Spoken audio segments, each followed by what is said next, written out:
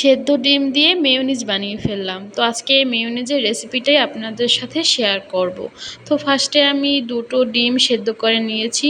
তো ফার্স্টে আমি একটা ডিম দিয়ে একটু ট্রাই করে দেখব কেমন হয়।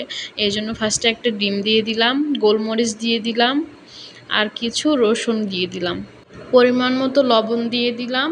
এখন দিয়ে দিব 1 চামচ চিনি, এরপরে অ্যাড করব গুঁড়া দুধ। তো এখানে আমি পরিমাণ মতো গুঁড়ো দুধ দিয়ে দিলাম।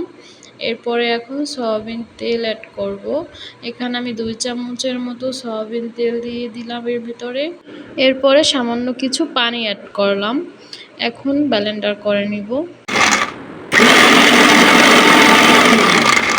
মেয়োনিজটা ভালোই হয়েছে, এই জন্য সেদ্ধ করে রাখা ডিমটা আবার দিয়ে দিলাম, পরিমাণ মতো চিনি দিয়ে দিলাম, আর এর সাথে কিছু রসুনের কোয়া দিয়ে দিলাম। এরপর গোলমরিচ দিয়ে দিলাম কিছু।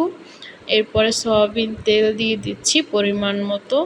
এরপরে সামান্য একটু পানি অ্যাড করলাম। তো পানিটা অ্যাড না করলেও হয়, পানিটা অ্যাড না করলে ঘনত্বটা একটু বেশি থাকে, পানি অ্যাড করলে একটু পাতলা হয়ে যাওয়ার সম্ভাবনা থাকে। তো মেয়োনিজ খাওয়ার জন্য আমি কিছু আলু দিয়ে চিপস বানিয়েছিলাম বাসাতেই। এই যে মেয়োনিজ রেডি, ঢালতেছি। দিব না, তুমি খাবা না মেয়োনিজ দিয়া? এই যে বাসায় বানানো চিপস, এটা দিয়ে খাবো আমরা।